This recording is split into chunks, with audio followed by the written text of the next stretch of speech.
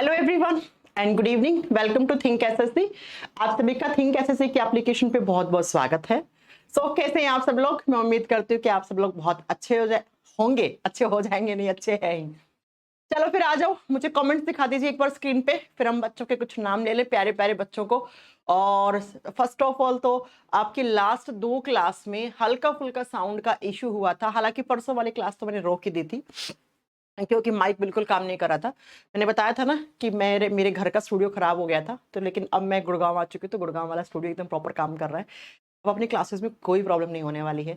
मैंने इतनी प्रॉब्लम के बाद भी मेरे पास ऑप्शन था कि मैं क्लासेस ऑफ कर दूं, लेकिन मैंने नहीं करा। मुझे लगा क्या पता सही रहेगा, माइक सही चल जाएगा, लेकिन वही है ना कि प्रॉब्लम कर ही रहा था वो बहुत ज्यादा, इसलिए।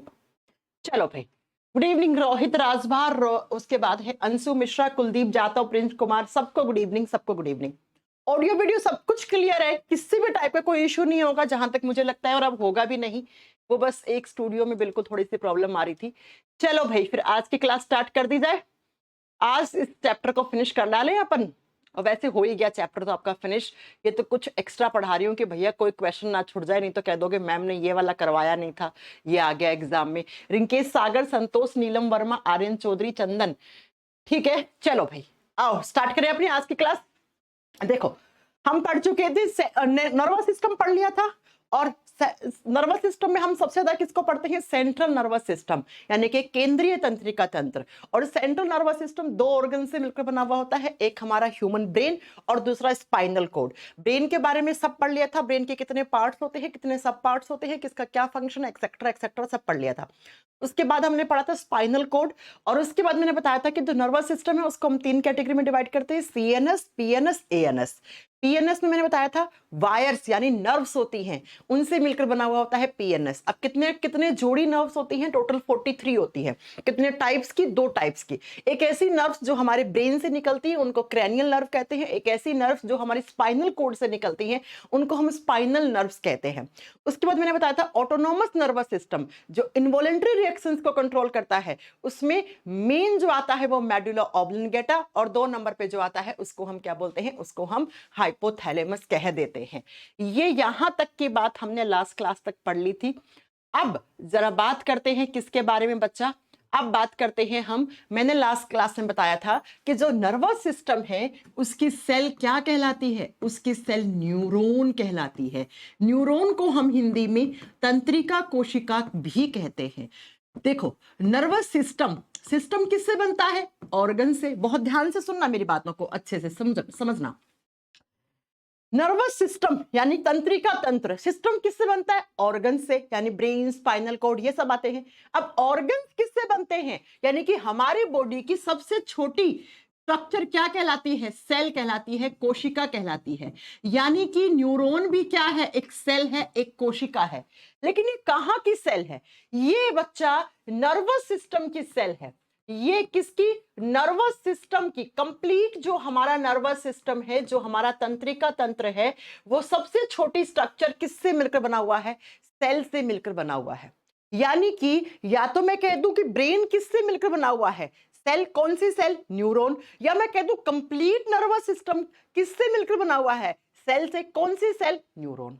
ठीक है, तो इसीलिए न्यूरॉन के बारे में सबसे पहला पॉइंट लिख दो कि it is the smallest unit of nervous system. It is the smallest unit of nervous system. Nervous system भी लिखोगे और आप ऑब्लिक लगा के ब्रेन भी लिख लो। यह है हमारे मस्तिष्क की या तंत्रिका तंत्र की सबसे छोटी इकाई है।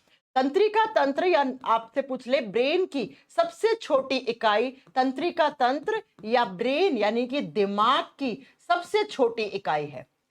सबसे छोटा मतलब इससे छोटा कुछ होता ही नहीं है। और सबसे छोटा हो गया, सबसे छोटा होता ही कौन है? सेल होती है।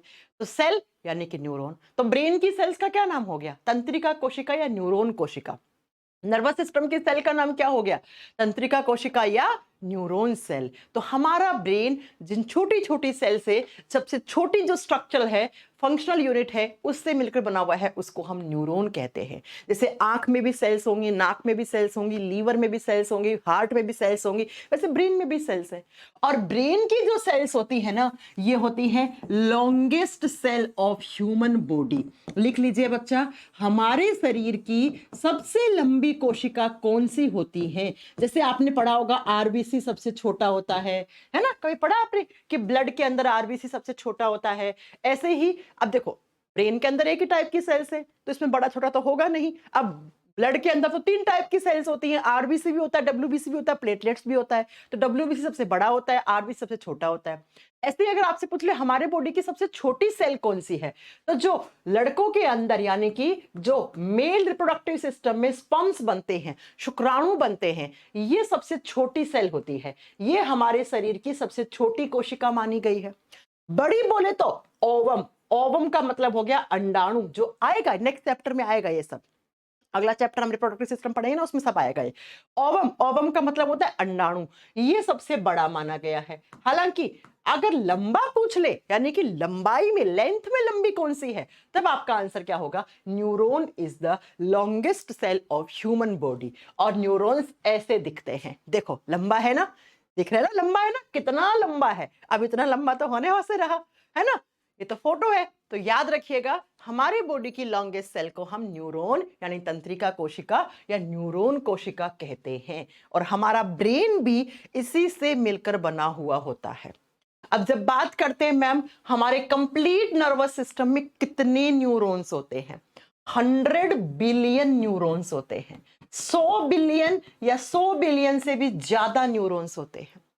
और जब बहुत सारे, मैंने आपको एक बात पढ़ाई थी कि जब लाखों न्यूरॉन मिलते हैं, यानी कि लाखों न्यूरॉन्स के जुड़ने से एक लंबा सा वायर, कौन सा वायर, जिसको क्या बोलोगे हम? जिसको हम नर्व कहेंगे, जिसको हम तंत्रिका कहेंगे। और जो कितनी होती है हमारे बॉडी में? जो टोटल 43 जोड़ी होती है, 43 पेयर्स होते हैं। तो ये न्यूरॉन सबसे छोटा हो गया, ठीक है। और जब लाखों न्यूरॉन जुड़ जाते हैं तो नर्व्स बनाते हैं। नर्व्स का मतलब तंत्रिका कोशिका बनाने का काम करते हैं। अब अगर मैं आपसे पूछूं कि न्यूरॉन का फंक्शन क्या है, अगर आप मेरे से पूछो मैम कि न्यूरॉन का काम क्या है, तो जरा बताओ ब्रेन क्या काम करता है? सारे ऑर्गन्स को कंट्रोल एंड कोऑर्डिनेट करता है। तो सिग्नल्स, जैसे मेरा लीवर है, लीवर कहां? यहां है। तो लीवर को कोई मैसेज पहुंचाना है ब्रेन के पास, या ब्रेन को लीवर के पास पहुंचाना है, वो मैसेज किसके थ्रू पहुंचाएगा? न्यूरॉन के थ्रू। तो न्यूरॉन हमारे बॉडी में स्टिम्युलेशन कैरी करते हैं। स्टिम्युलेशन का मतलब होता है उद्दीपन, यानी कि ये मैसेज ट्रांसफर करने का काम करते हैं न्यूरॉन्स। देखो, ब्रेन तो चल के लीवर के पास नहीं जाएगा ना, या लीवर ब्रेन के पास चल के नहीं जाएगा ना। तो ब्रेन कैसे कंट्रोल एंड कोऑर्डिनेट करता है? ब्रेन अपने मैसेज किसके थ्रू ट्रांसफर करता है? Brain cells. और ब्रेन सेल्स का नाम क्या हो गया? न्यूरॉन्स। तो न्यूरॉन्स हमारे बॉडी में मैसेज ट्रांसफर करने का काम करते हैं, स्टिम्युलेशन कैरी करते हैं। ये कहां पर? ऑर्गन से ब्रेन और ब्रेन से ऑर्गन के बीच में। जैसे मान लो आपने मुझे यहां पे सुई चुभो दी, तो सुई चुभती थी, दर्द होता है। दर्द कौन फील करवाता है? दिमाग का कोई हिस्सा फील करवाता होगा, हमने आपको पढ़ाया भी है। तो यहां से ये दर्द वाले मैसेज ऐसे ब्रेन के पास ब्रेन के पास कौन लेकर गया? न्यूरॉन लेकर गए। तो न्यूरॉन्स हमारे बॉडी में स्टिम्युलेशन कैरी करते हैं, मैसेज ट्रांसफर करने का काम करते हैं। समझ में आ गया? ये क्या करते हैं? ये हमारे बॉडी में मैसेजेस ट्रांसफर करते हैं। किसके बीच में? बॉडी ऑर्गन्स और हमारे ब्रेन के बीच में मैसेज ट्रांसफर करने का काम करते हैं। ठीक है, इसको ऐसे समझो जैसे पुराने जमाने में राजा महाराजा क्या करते थे? अपना संदेशा किसके थ्रू? कबूतर के थ्रू भेजते थे ना संदेशा। वैसे ही हमारे बॉडी में मैसेज ट्रांसफर करने का काम न्यूरॉन्स करते हैं। और न्यूरॉन किसकी सेल है? ब्रेन की सेल से। अब बच्चों में न्यूरॉन सेल के बारे में एक स्टार लगा के आपको एक पॉइंट बता रही हूं, बहुत अच्छे से सुन लेना, ठीक है क्या? जो न्यूरॉन सेल्स होते हैं ना, इनमें सेल डिवीजन नहीं होता। इनमें सेल डिवीजन नहीं होता। सेल डिवीजन का मतलब होता है कोशिका विभाजन। कोशिका विभाजन होता क्या है?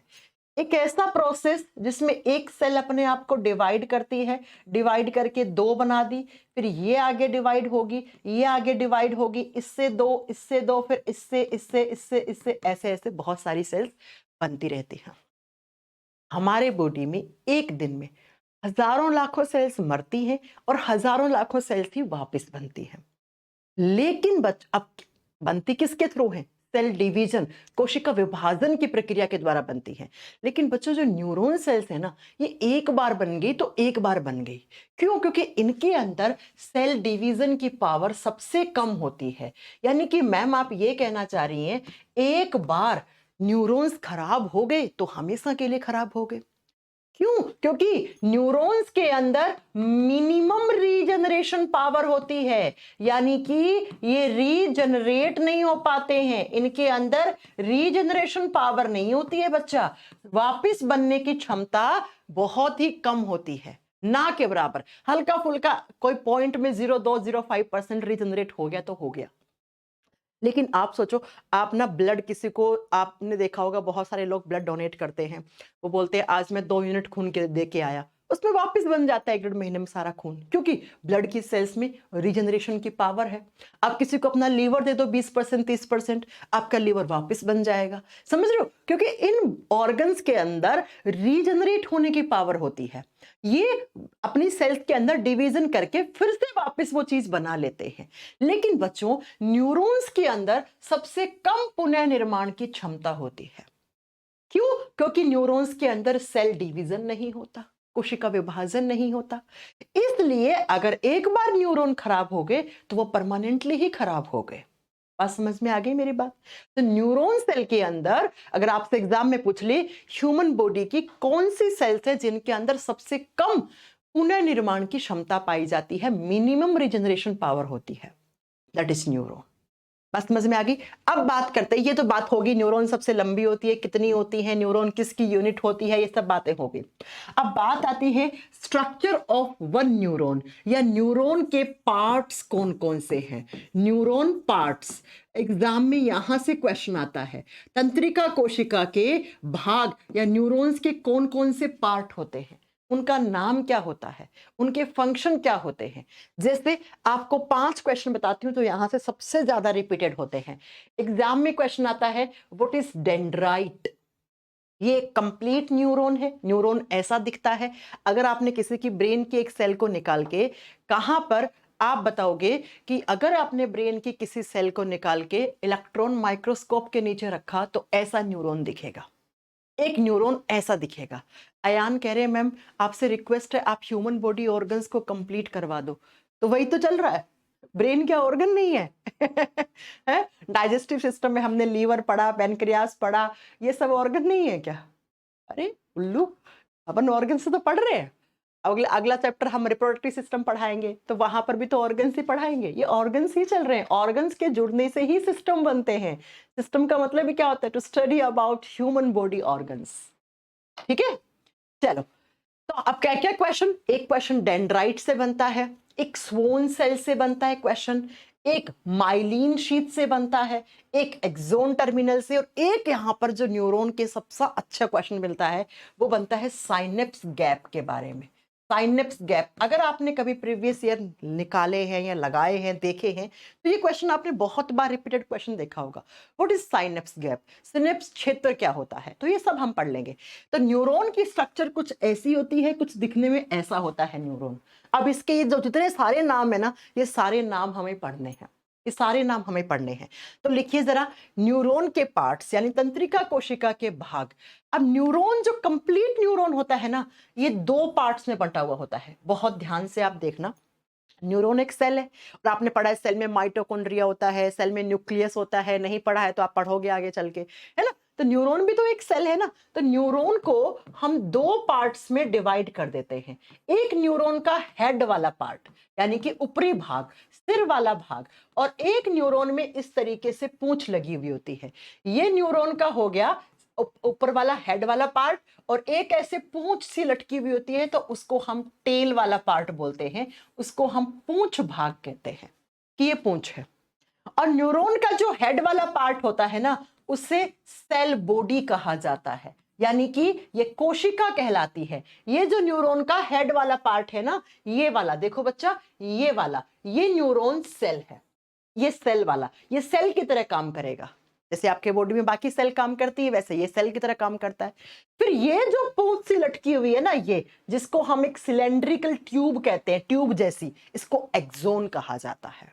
तो इसको हेड या सेल वाला, यानी ये हेड वाला पार्ट हो गया, या टेल वाला, तो हेड वाले को आप सेल बॉडी, देखो इसको सेल बॉडी कहा है ना, तो इसको हमने कोशिका शरीर कह दिया कि ये न्यूक्लियस, ये आपके न्यूरॉन का कोशिका वाला हिस्सा है, सेल बॉडी है। और ये जो टेल वाला भाग है ना, इसको एक्सोन कहा जाता है, इसको एक्सोन, और हिंदी में एक्सोन लिखा जाता है, एक्सोन ऐसे। तो दो क्वेश्चन तो आपके यही से बन गए, क्या कि न्यूरॉन के हेड वाले पार्ट को क्या कहते हैं और टेल वाले पार्ट को क्या कहते हैं। थोड़ा सा और चलो आगे। न्यूरॉन का जो हेड वाला पार्ट होता है, इसके अंदर एक लिक्विड भरा हुआ होता है ना, तरल पदार्थ भरा हुआ होता है, जो किस कलर का होता है, व्हाइट कलर का होता है, इसलिए हम इसको न्यूरॉन का व्हाइट पार्ट भी कहते हैं। ये न्यूरॉन का सफेद भाग है। और जो टेल वाला होता है, उसके अंदर ग्रे मैटर भरा हुआ होता है, इसको ग्रे वाला भाग कहते हैं। तब क्वेश्चन तो एग्जाम में कैसे ही बन सकते हैं कि न्यूरॉन के कितने पार्ट्स होते हैं, हेड वाले पार्ट को क्या बोलते हैं, व्हाइट पार्ट किसको बोलते हैं, ग्रे पार्ट किसको बोलते हैं, ऐसे ऐसे करके आपके क्वेश्चन बन गए हैं।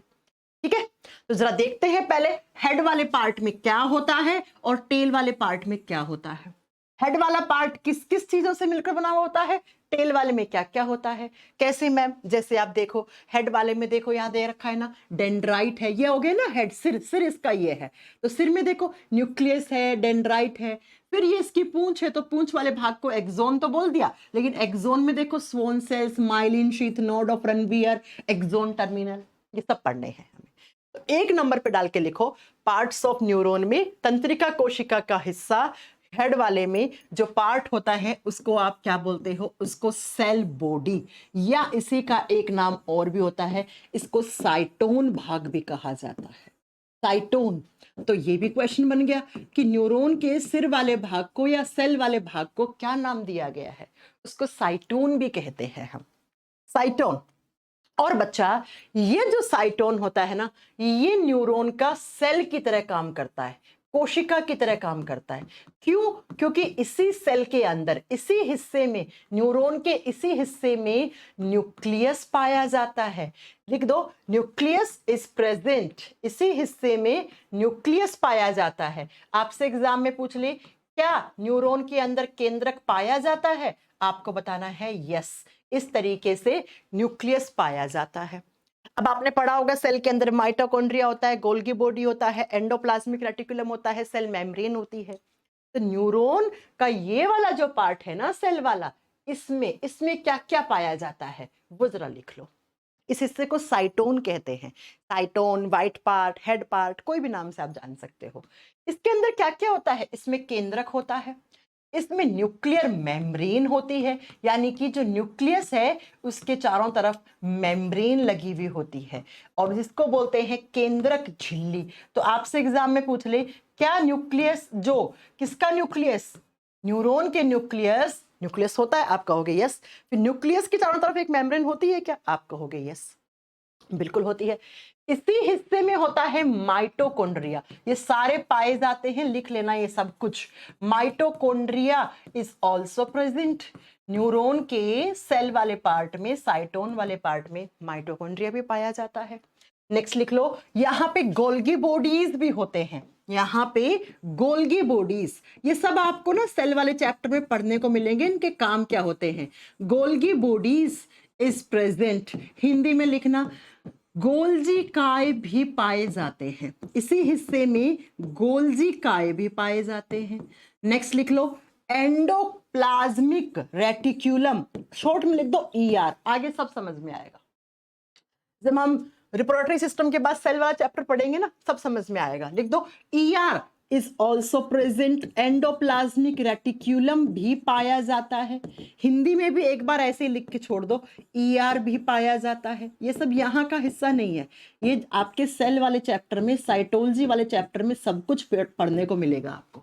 फिलहाल जो जानने की बात है, मैं एक बार फिर से रिपीट कर दे रही हूं, न्यूरॉन के कौन कौन से पार्ट होते हैं। तो न्यूरॉन का जो सेल वाला पार्ट होता है, कोशिका वाला हिस्सा होता है, जिसको हम सिर वाला भाग भी कहते हैं, या साइटोन, से साइटोन, से सिर याद कर लो। वो ही न्यूरॉन में कोशिका की तरह काम करता है, सेल की तरह। क्यों? क्योंकि इसी हिस्से में न्यूक्लियस होता है, केंद्रक होता है। इसी हिस्से में न्यूक्लियस के चारों तरफ देखो इस तरीके से न्यूक्लियस होगा, उस न्यूक्लियस के चारों तरफ एक मेम्ब्रेन लगी हुई होगी, तो इसमें न्यूक्लियर मेम्ब्रेन भी पाई जाती है। इसी में माइटोकॉन्ड्रिया, इसी में गोल्गी बॉडीज, इसी में एंडोप्लाज्मिक रेटिकुलम भी पाया जाता है। बात समझ में आ गई? ये सारी चीजें न्यूरॉन में पाई जाती हैं बच्चा।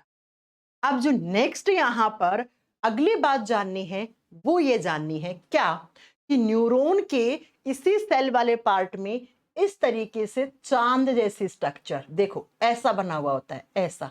इस हिस्से को क्या कहते हैं? इस हिस्से को, ये जो बनाए ना आपने चांद जैसे, इसका नाम होता है डेंड्रोन। इसका नाम होता है डेंड्रोन। तो लिख दीजिए, हेड वाले पार्ट में ही डेंड्रोन भी पाए जाते हैं, डेंड्रोन। नेक्स्ट लिखो, सेल बॉडी के बाद 2 नंबर वाला पार्ट लिखना कि न्यूरॉन का दूसरा पार्ट डेंड्रोन कहलाता है। डेंड्रोन, सेम नाम हिंदी में है डेंड्रोन। डेंड्रोन, अब ये डेंड्रोन क्या करता है बच्चा? ये जो डेंड्रोन है ना, ये आगे चलकर ऐसे लंबी लंबी ब्रांचेस में बंटे हुए होते हैं, ऐसे ऐसे देखो, ऐसे लंबी लंबी शाखाओं में विभाजित हो जाते हैं ये डेंड्रोन। इन डेंड्रोन से इस तरीके से लंबी लंबी ब्रांचेस निकली हुई होती है, और फिर ये जो ब्रांच से निकल गई ना, जैसे एक पेड़ की शाखाएं होती है, वैसे न्यूरॉन की शाखा निकल गई, ब्रांच निकल गई। इन ब्रांचेस को बोलते हैं डेंड्राइट, इनको बोलते हैं डेंड्राइट्स। तो अगर आपसे पूछ लिया कि न्यूरॉन के अंदर जो ब्रांचेस निकलती हैं किस हिस्से से निकलती हैं? डेंड्रोन। ये हिस्सा डेंड्रोन है, ये डेंड्रोन है। फिर डेंड्रोन से आगे चलकर ऐसे लंबे लंबे ब्रांचेस निकली हैं, शाखाएं निकली हैं। इन ब्रांचेस को हम क्या बोलते हैं? इन शाखाओं को हम क्या बोलते हैं? तो इन्हें लिखो, इनको हम कहते हैं डेंड्राइट्स। डेंड्राइट्स। तो पहला क्वेश्चन यही आ गया, डेंड्राइट्स किसका हिस्सा होता है, या डेंड्राइट किस सेल में पाया जाता है, किस ऑर्गन के सेल में पाया जाता है? ये क्वेश्चन आते हैं एग्जाम में डायरेक्टली, ये एग्जाम में क्वेश्चन आते हैं डायरेक्टली। तो डेंड्रोन इस स्ट्रक्चर को बोला। अब इस फोटो में देख लो आप, ये डेंड्रोन वाला हिस्सा है, ऐसे चांद जैसे बने हैं। फिर ये जो ब्रांचेस निकली हैं, इनको हमने डेंड्राइट कह दिया। देखो ये रहा डेंड्राइट, ये ब्रांचेस, ये ब्रांचेस। तो dendrite is the part of which cell? Neuron cell, brain cell, nervous system cell. ठीक है, अब इन डेंड्राइट का काम क्या होता है? अब सबसे पहले ये बताओ, न्यूरॉन का क्या काम है? मैसेज ट्रांसफर करना। यहां से मैसेज लिया, यहां छोड़ दिया। तो न्यूरॉन का सबसे टिप वाला भाग, आगे वाला भाग, ये ब्रांचेस ही तो है सबसे पहले। तो इनका काम होता है मैसेज को कलेक्ट करना। ऐसे कोई भी इंफॉर्मेशन आई है कहीं से, वो सबसे पहले इसी हिस्से में आएगी। ये ब्रांचेस हैं, मान लो ये 5 उंगलियां मेरी ब्रांचेस हैं, ये डेंड्राइट है। तो जब भी कोई इंफॉर्मेशन यहां से आती है, तो सबसे पहले उस इंफॉर्मेशन को कैच करते हैं, उस मैसेज को कैच करते हैं। अब वो मैसेज इंफॉर्मेशन कैसा है, तो वो तो डिपेंड करेगा किस ऑर्गन से आया है। तो आप इस डेंड्राइट का फंक्शन लिखो, इट रिसीव्स क्या? It receive information, it receives information, या कलेक्ट लिखो, रिसीव से अच्छा रहेगा collect. It collects information, it collects information. ये सूचनाओं को सबसे पहले ग्रहण करते हैं। हिंदी में लिखना, ये सूचनाओं को, या मैसेज भी लिख सकते हो आप, इंफॉर्मेशन की जगह आप मैसेज भी लिख सकते हो। सबसे पहले जो मैसेज आता है या जो सूचना आती है, जो उद्दीपन आते हैं, उनको वो किस हिस्से में आते हैं न्यूरॉन के? वो न्यूरॉन के सबसे पहले इसी ब्रांचेस में आते हैं, डेंड्राइट में आते हैं। तो डेंड्राइट ने सबसे पहले क्या रिसीव कर लिया? इंफॉर्मेशन, मैसेज कैच कर लिया सबसे पहले। तो एग्जाम का दूसरा क्वेश्चन क्या बना? साथ साथ में क्वेश्चन करते जाना। दूसरा क्वेश्चन क्या बना कि न्यूरॉन के किस हिस्से में सबसे पहले मैसेज आते हैं, या स्टिम्युलेशन आती है, या इंफॉर्मेशन आती है? तो किस में आती है? डेंड्राइट में। ऐसे इन डेंड्राइट का काम है, कोई भी मैसेज आया उसको खींच लिया, खींच लिया, फिर खींच के कहाँ पे ट्रांसफर, आगे फिर इस ट्यूब में ट्रांसफर हो जाएगा। और इस ट्यूब को हम क्या बोलते हैं, एक्सोन। एक्सोन, देखो एक्सोन, ये जो सिलेंड्रिकल ट्यूब है ना इस तरीके से, इसको एक्सोन कहते हैं। तो यहां से मैसेज आते हैं इस तरीके से, और ये मैसेज जाते हैं फिर आगे हिस्से में। आगे कहां पर, आप कहोगे बच्चा एक्सोन में जाते हैं। लेकिन उससे पहले मैं आपको एक पॉइंट और क्लियर कर दूं कि ये जो न्यूरॉन का सेल बॉडी वाला पार्ट होता है ना, इसमें छोटे छोटे ऐसे ग्रेन्यूल्स होते हैं, छोटे छोटे कण होते हैं। ग्रेन्यूल का मतलब होता है कण, पार्टिकल्स, ऐसे बहुत सारे ग्रेन्यूल पड़े हुए होते हैं। और ये जो ग्रेन्यूल्स है ना, इनका नाम होता है नीजल्स ग्रेन्यूल। तो पहला पार्ट सेल, दूसरा डेंड्रोन डेंड्राइट, तीसरा पार्ट लिखो न्यूरॉन का। ये न्यूरॉन के सारे हिस्से चल रहे हैं। पहला पार्ट सेल था जिसको साइटोन बोला, उसके बारे में पॉइंट लिख लिया। दूसरा पार्ट डेंड्रोन, डेंड्रोट से जो ब्रांचेस निकलती हैं, शाखाएं निकलती हैं, उनको डेंड्राइट कह दिया। अब तीसरा हिस्सा लिखो कि तीसरा हिस्से को कहते हैं अपन, तीसरे का नाम लिखेंगे नीजल्स ग्रेन्यूल। बच्चा अक्सर एग्जाम में क्वेश्चन आते हैं ये कि नीजल्स ग्रेन्यूल कहाँ पे प्रेजेंट होते हैं। ग्रेन्यूल का मतलब होता है कण, हिंदी में लिखो नीजल के कण। नीजल के कण बच्चा क्या होता है, हमारे न्यूरॉन के सेल बॉडी वाले पार्ट में ऐसे छोटे छोटे ग्रेन्यूल्स होते हैं, ऐसे छोटे छोटे कण होते हैं। इन्हीं कणों को आप नीजल्स ग्रेन्यूल कहते हैं। इनका काम क्या है, मेन यही क्वेश्चन है। इनका फंक्शन लिखो, FN का मतलब फंक्शन। इनका काम होता है protein making and protein synthesis. ये न्यूरॉन के अंदर प्रोटीन बनाने का और उसके संश्लेषण का काम करते हैं। आपके न्यूरॉन को जिस भी प्रोटीन की रिक्वायरमेंट है, प्रोटीन से एनर्जी मिलती है ना, न्यूरॉन काम कर रहा है, काम करने के लिए क्या चाहिए, ऊर्जा। तो भाई ऊर्जा प्रोटीन से भी मिलती है। तो प्रोटीन बनाने का काम जो छोटे छोटे कण करते हैं, उनको हम नीजल्स ग्रेन्यूल कहते हैं। ये साइंटिस्ट का नाम था नीजल्स, जिन्होंने इसकी डिस्कवरी की थी, तो उन्होंने अपने नाम पे ही नाम रख दिया नीजल्स ग्रेन्यूल। तो लिख दो, ये जो छोटे छोटे नीजल के कण होते हैं, इनका काम होता है प्रोटीन बनाना और उसका संश्लेषण करना। बनाना और संश्लेषण करना, यानी उस प्रोटीन को सही जगह पहुंचाकर उसको काम में लेना, संश्लेषण करना।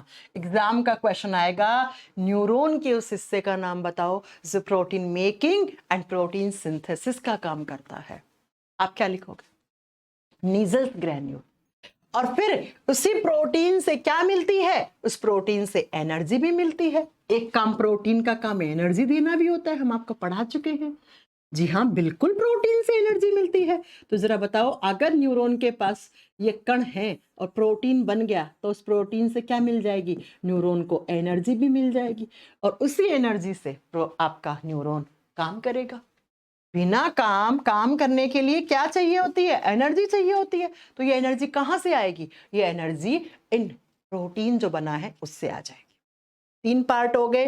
पहला पार्ट सेल वाला पार्ट, जिसको सेल बॉडी या साइटोन या सिर वाला भाग कहा था। उसमें माइटोकॉन्ड्रिया, राइबोसोम, एंडोप्लाज्मिक रेटिकुलम सब कुछ होता है। और उसी में छोटे छोटे पार्टिकल्स होते हैं, कण होते हैं, जिनको हम नीजल्स ग्रैन्यूल बोलते हैं। बाकी सब सेल्स में होते हैं राइबोसोम्स। राइबोसोम प्रोटीन बनाने का काम करते हैं। लेकिन न्यूरॉन सेल के अंदर जैसे राइबोसोम होता है, बाकी सेल्स में, बाकी कोशिकाओं में राइबोसोम प्रोटीन बनाता है, यहाँ पे ये कण बनाते हैं, नीजल्स ग्रैन्यूल बनाते हैं। और तीसरा पार्ट आपने पढ़ लिया, डेंड्रोन डेंड्राइट। सबसे पहले इंफॉर्मेशन को ऐसे कलेक्ट कर लेते हैं। अब इंफॉर्मेशन आती है आगे सिलेंड्रिकल ट्यूब में, यानी कि चौथा पार्ट जो है आपके न्यूरॉन का, उसको बोलते हैं एक्सोन पार्ट। एक्सोन या एक्सोन, हिंदी में एक्सोन लिखा हुआ आएगा। ये क्या है, ये एक सिलेंड्रिकल ट्यूब है। ये क्या है, एक सिलेंड्रिकल ट्यूब है। लिख लीजिए, ये एक सिलेंड्रिकल ट्यूब है, नली है। ये एक बेलनाकार नली होती है, जो सबसे लंबा पार्ट होता है न्यूरॉन का। बेलनाकार नली होती है, ट्यूब होती है। और लिख दो, it is the longest part of neuron. ये लॉन्गेस्ट पार्ट होता है, इसी की वजह से न्यूरॉन की लंबाई होती है। नहीं तो सोचो इतना ही रह जाता न्यूरॉन, इतना ही, अगर ये पार्ट नहीं होता तो इतना ही रह जाता। अब ये पार्ट क्यों है? मैंने कहा ना यहाँ पे आपको दर्द हुआ, यहाँ का मैसेज यहाँ पहुंचाना है। इतना लंबा न्यूरॉन, फिर दूसरा, फिर तीसरा, 100 बिलियन न्यूरॉन होते हैं, बताया ना मैंने। तो ऐसे करते करते करोड़ों न्यूरॉन्स यहाँ से मैसेज को एक चेन बना के यहाँ पे ले आते हैं मैसेज को, फिर यहाँ से वापस ब्रेन से मैसेज जाता है। समझ में आ गई मेरी बात? तो इस सिलेंड्रिकल ट्यूब को, इस नली को हम एक्सोन कहते हैं। और एक्सोन के पास मैसेज कहां से आया है? डेंड्राइट पकड़ के लाई ऐसे मैसेज को, ऐसे स्टिम्युलेशन लेकर आई। अभी एक्सोन क्या करेगा? इस मैसेज को फॉरवर्ड कर देगा ऐसे। इसका काम ये इस मैसेज को आगे भेजता है। तो लिखिए, इट फॉरवर्डेड मैसेज, या इसका जो काम है वो काम ही क्या है? इसका काम होता है बच्चा मैसेज को आगे भेजना। It transfer message forward. इसका फंक्शन लिख दो ये, एक बात नहीं तो भूल जाओगे। इट ट्रांसफर मैसेज फॉरवर्ड, इसने आगे भेज दिया मैसेज। इट ट्रांसफर मैसेज या इंफॉर्मेशन लिख लेना, मैसेज फॉरवर्ड। फॉरवर्ड यह है उद्दीपनों को आगे की तरफ भेज देता है, आगे की तरफ मैसेज भेज दिया। यहां से मैसेज आया, सबसे पहले कलेक्ट हुआ, फिर ये मैसेज आया इस ट्यूब में, अब इस नली ने आगे भेज दिया। फिर यहाँ पे दूसरा न्यूरॉन होगा, फिर तीसरा, फिर चौथा, पांचवा, ऐसे करते करते लाखों करोड़ों न्यूरॉन से होती हुई इंफॉर्मेशन हमारे ब्रेन तक पहुंच जाएगी। ये इंफॉर्मेशन कहाँ पहुंच जाएगी? हमारे ब्रेन तक, हमारे मस्तिष्क तक पहुंच जाएगी। ठीक है, तो इस तरीके से ऐसे मैसेज आता है, ऐसे आपके ब्रेन तक पहुंच गया, आपके स्पाइनल कोड तक पहुंच गया। अब आप सोच रहे होंगे मैम इसमें तो बहुत टाइम लगता है। अरे उल्लू, आपको यहाँ पे दर्द होता है, यहाँ पे मैंने ऐसे सुई चुभोई, तुरंत मैंने कहा ना कुछ नैनो सेकंड में ही आपको सुई के चुभोते ही दर्द फील हो जाता है। तो इतना ही टाइम हमारे बॉडी में मैसेज ट्रांसफर होने में जाते हैं, लगता है। ये नहीं है कि 1 घंटा लग रहा होगा इस प्रोसेस में, सरकारी काम नहीं है ये, समझ रहे हो? तो एक्सोन का काम था इस मैसेज को आगे की तरफ ट्रांसफर करना। अब बच्चों, एक्सोन के चारों तरफ एक कवरिंग रहती है। ये जो एक्सोन है ना, इसके चारों तरफ एक कवरिंग रहती है, एक आवरण रहता है, कवर लगा हुआ होता है इसके चारों तरफ, आवरण लगा हुआ होता है। और ये जो आवरण है इसको माइलिन शीथ कहते हैं।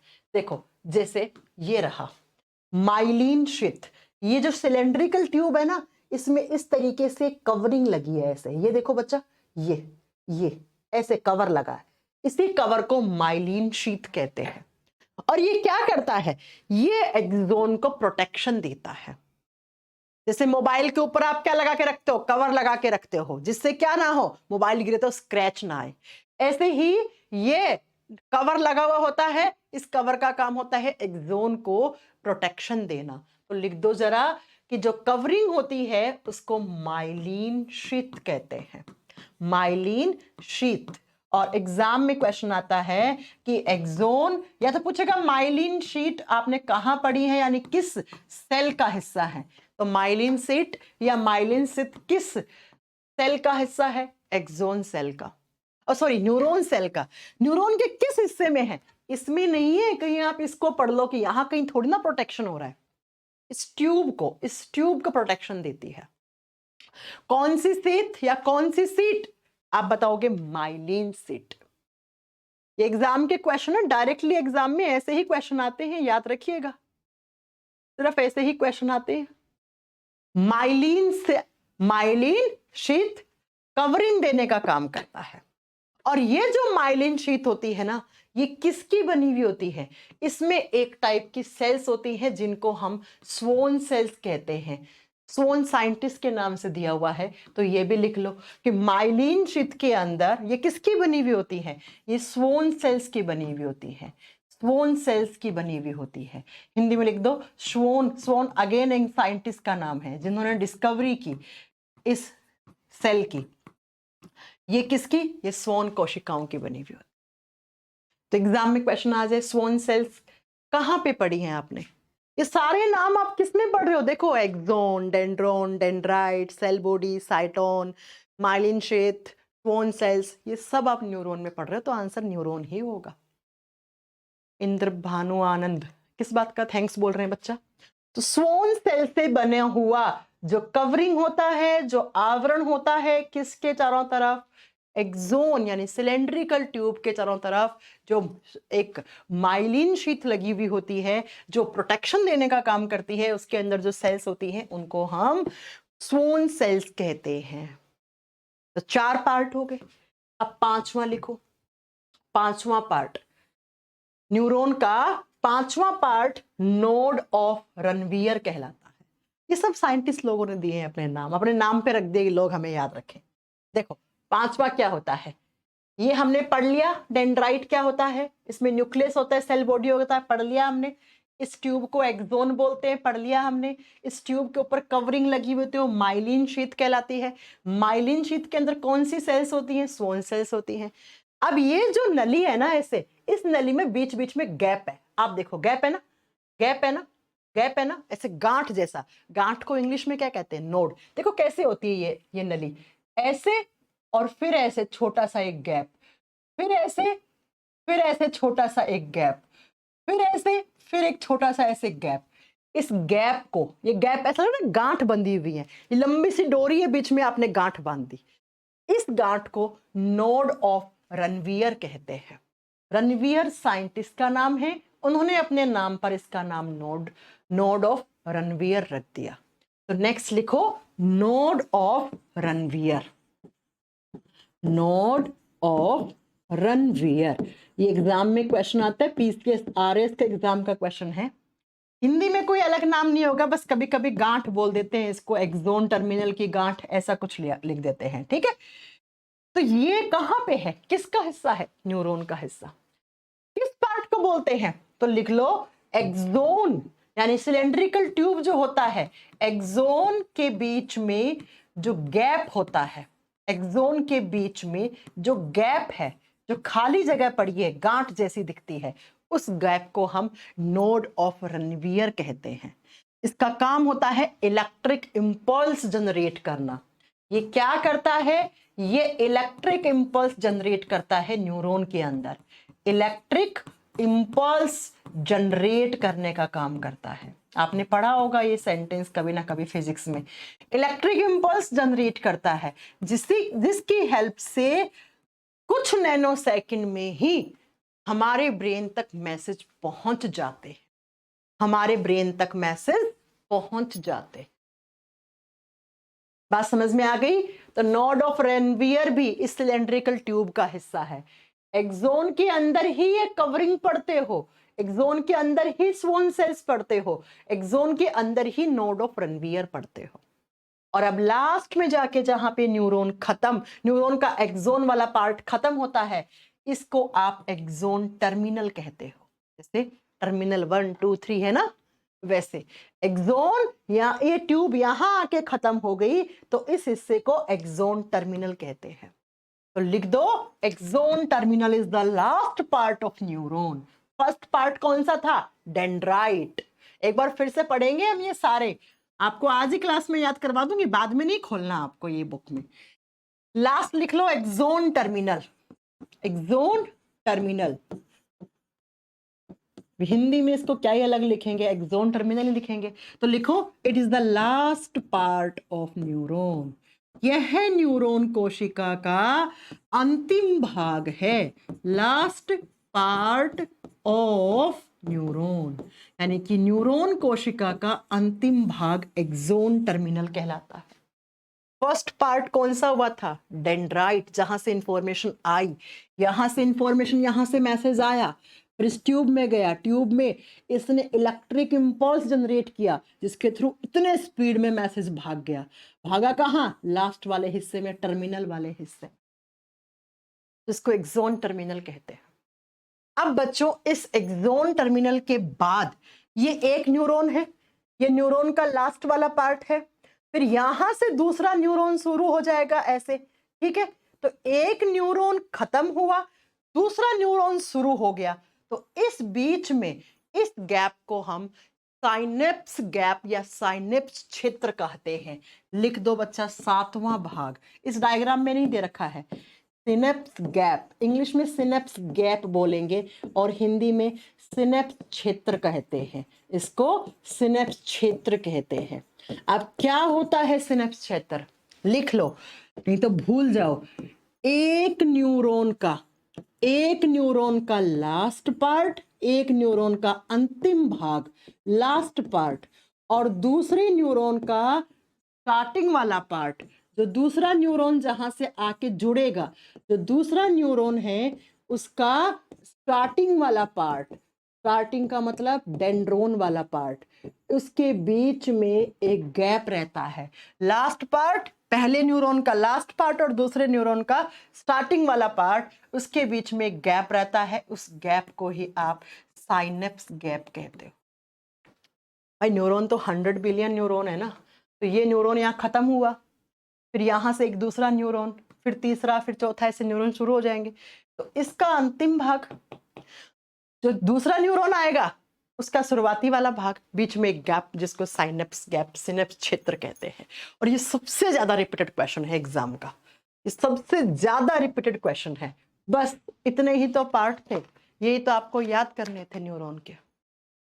यही न्यूरॉन के पार्ट्स हैं, देख लो। अब एक बार फिर से अपन पढ़ लेते हैं, डायग्राम से याद करने की कोशिश करते हैं। बोर्ड पे लिखा हुआ बिल्कुल नहीं याद करेंगे अब सिर्फ और सिर्फ डायग्राम देखो और डायग्राम से पढ़ते हैं। सबसे पहले अगर ऐसी स्ट्रक्चर दिखे तो ये क्या है, ये हमारी ब्रेन सेल्स है, ये हमारे नर्वस सिस्टम की सेल है।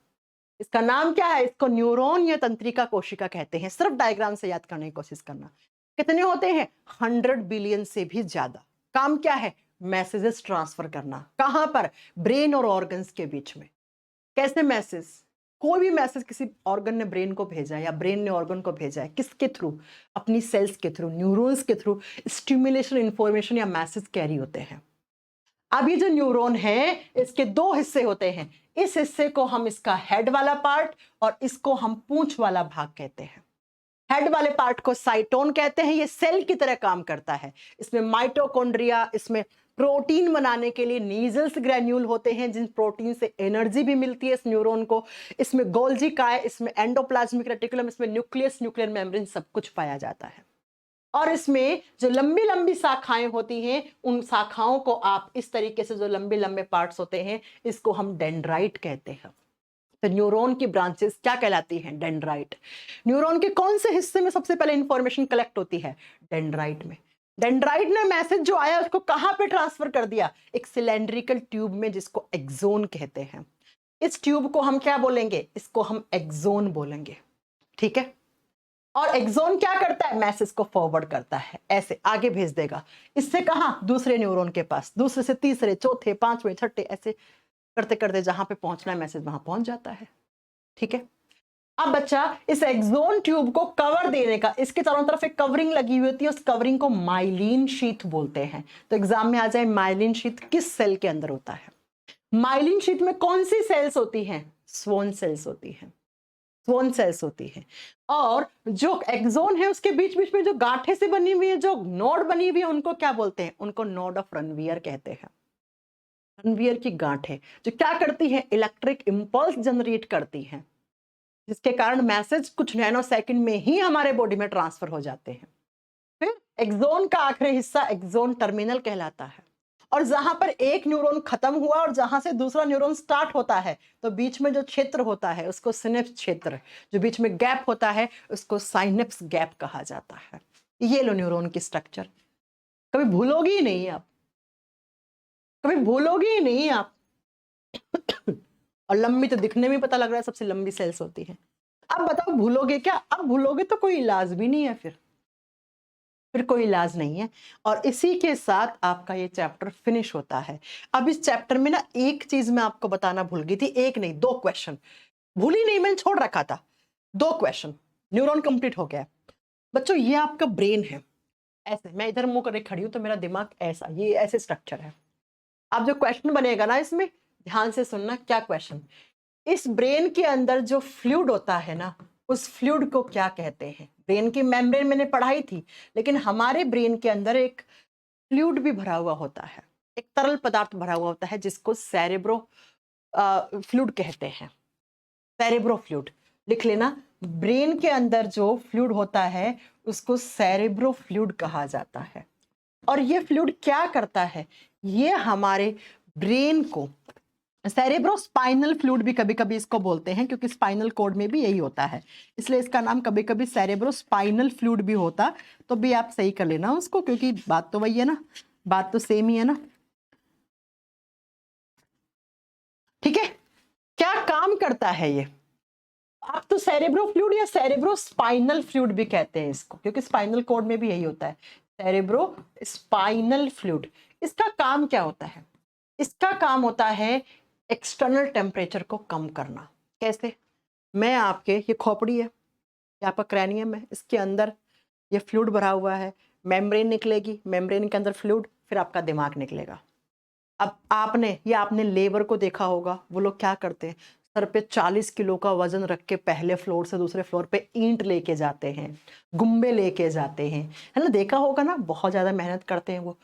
तो जब आप सर के ऊपर कोई वजन रखते हैं बहुत ज्यादा, तो ये जो एक्सटर्नल प्रेशर है, अगर ये एग्जैक्टली अंदर चला गया तो दिमाग तो फट जाएगा ना, दिमाग पिचक जाएगा। तो ये जो एक्सटर्नल प्रेशर आपने रखा है ना, कोई भी आपने 100 किलो का वजन रख लिया सर के ऊपर, लेकिन फिर भी आपका दिमाग ऐसा तो नहीं है कि नीचे की तरफ धस गया, फट गया, नहीं ना। क्यों?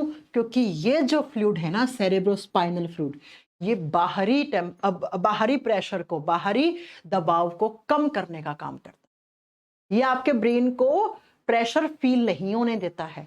तो इसी फ्लूइड को हम सेरेब्रो स्पाइनल फ्लूइड कहते हैं, और इसका काम होता है एक्सटर्नल प्रेशर को कम करना। तो एग्जाम में आ जाए, हमारे दिमाग के ऊपर जो बाहरी दबाव आप डाल रहे हो, इस खोपड़ी के ऊपर 100 किलो वजन रख लोगे तब भी आपका दिमाग फट के नीचे नहीं गिरेगा। अगर ये फ्लूइड नहीं होता तो आप दिमाग के ऊपर इस जगह आप 2 किलो वजन भी नहीं रख सकते। ठीक है, तो एक्सटर्नल प्रेशर डायरेक्टली आपके दिमाग के पास ना जाए, उसको एक्सटर्नल प्रेशर को कम करने का काम यही फ्लूइड करता है, यही आपका सेरेब्रोस्पाइनल फ्लूइड करता है। कुछ लोग अपनी कमर पे ऐसे 100 किलो का कट्टा लेके लाद के ले जाते हैं। अब अगर ये फ्लूइड स्पाइनल कॉर्ड में नहीं होता तो स्पाइनल कॉर्ड भी फट जाती है आपकी, समझ रहे हो, है ना।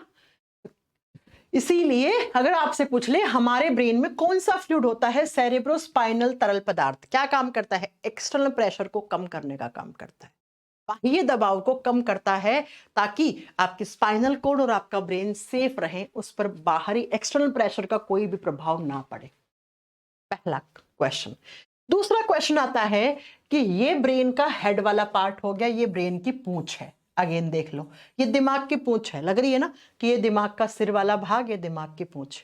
दिमाग की पूंछ दिमाग के कौन कौन से हिस्से से बनी हुई होती है? आप खुद देख लो बच्चा, ये 2/3 वाला भाग क्या था? सेरेब्रम। ये ब्रेन का सेरेब्रम है, पढ़ा, सब कुछ पढ़ा दिया है, ठीक है। ये सेरेब्रम है जो 2/3 में फूल जैसी स्ट्रक्चर।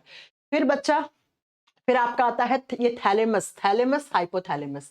ये थैलेमस वाला हिस्सा है ब्लू कलर का, इसके नीचे की तरफ ये ग्रीन कलर का हाइपोथैलेमस दिखा रखा है। चलो हम बनाते हैं, आप नहीं तो कंफ्यूज हो जाओ, छोड़ो, रुको, देखो कैसे। इस तरीके से अखरोट की शेप में, जैसे अखरोट होते हैं ना, अखरोट को देखना आप, कुछ ऐसा सा आपका ब्रेन का ये आगे वाला हिस्सा होता है। ठीक है, कैसे? ये आगे वाला हिस्सा, ये पूरा का पूरा ऐसे 2/3 हिस्सा सेरेब्रम है। इट इज द लार्जेस्ट सब पार्ट, ये सबसे बड़ा है, हम पढ़ा चुके हैं। फिर होता है थैलेमस वाला हिस्सा, ये वाला थैलेमस, और इसके नीचे छोटा सा लटका हुआ हाइपोथैलेमस, हाइपोथैलेमस। और ये तीनों मिलकर क्या बना रहे हैं? फोरब्रेन बना रहे हैं, अग्र वाला हिस्सा बना रहे हैं, यही तो हमने पढ़ा था। ये तीनों मिलकर ही तो फोरब्रेन कहलाते हैं। ये तीनों मिलकर क्या कहलाते हैं बच्चा? फोरब्रेन, अग्र मस्तिष्क कहलाते हैं। उसके बाद अब फोरब्रेन कंप्लीट हो गया, अब आएगा मिड ब्रेन। तो यहां पर इस तरीके से ये आपका बीच वाला दिमाग है, मिड ब्रेन। इसको बना लो ऐसे, ये मिड ब्रेन है। ये आपका मध्य मस्तिष्क, तीनों में सबसे छोटा होता है, ये मिड ब्रेन हो गया आपका। इधर की तरफ नाम लिखो,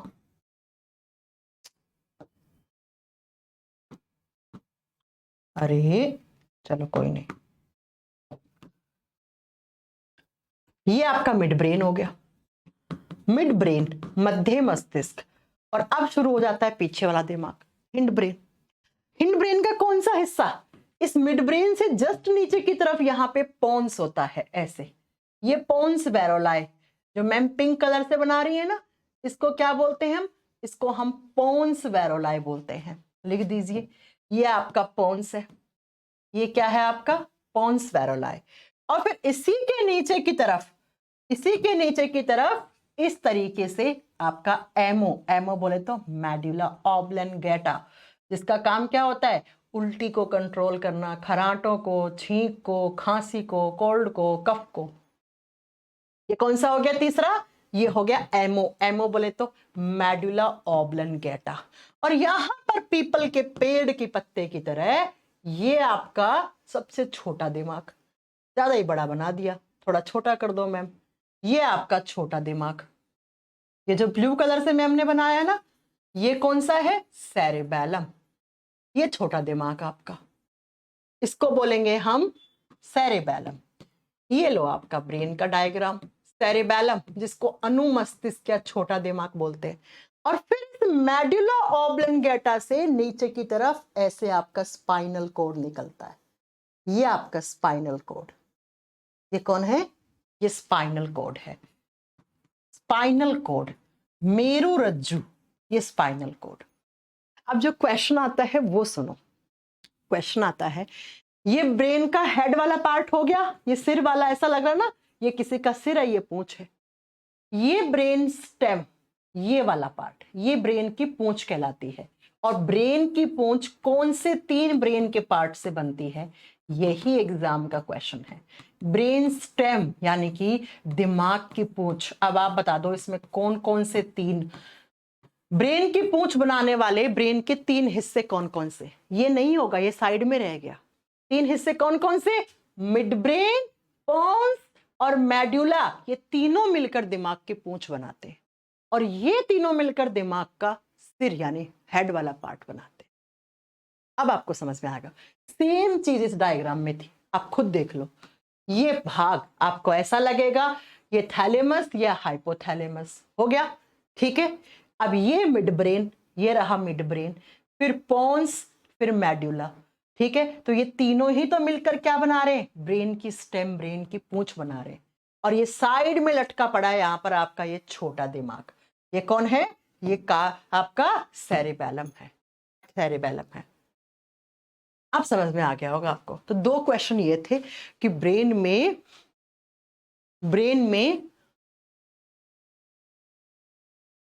बीच में होता है बेटा मोनिका, ना लेफ्ट ना राइट। ये तो एक साइड दिखाई ना, जैसे ऐसे ऐसे मुंह करे खड़े हुए, यहाँ होता है छोटा दिमाग, यहाँ यहाँ बीच में नहीं, मतलब लेफ्ट राइट नहीं होता है बच्चा, मोनिका कुमारी।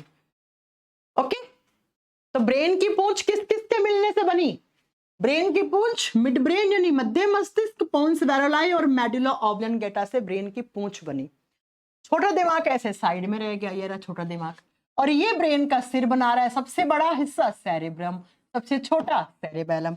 इस फोटो में भी देख लो ना आप, ये जरा छोटा दिमाग का पीपल के पेड़ के पत्ते जैसा, ये तीनों मिलकर पूंछ बना रहे हैं। फिर यहां से आपके नीचे स्पाइनल कॉर्ड शुरू हो जाती है।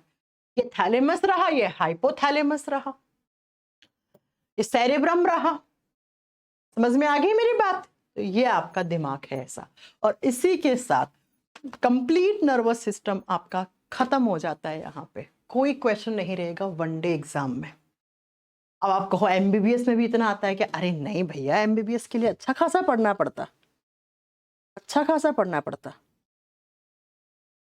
अब आप लोग इसके क्वेश्चन लगाओ, जो मेरी बुक है ना डीएनए ऑफ साइंस, उसको ले लो, फ्लिपकार्ट या अमेज़न से सर्च कर लो DNA of science by Kajal ma'am, या बायोलॉजी वॉल्यूम 1 ले लो, लिख लेना biology volume 1 by Kajal ma'am, और बढ़िया से क्वेश्चन लगा लो। अब हम नए चैप्टर के साथ मिलते हैं आपसे। नेक्स्ट चैप्टर में रिप्रोडक्टिव सिस्टम करवाऊंगी पहले, ठीक है।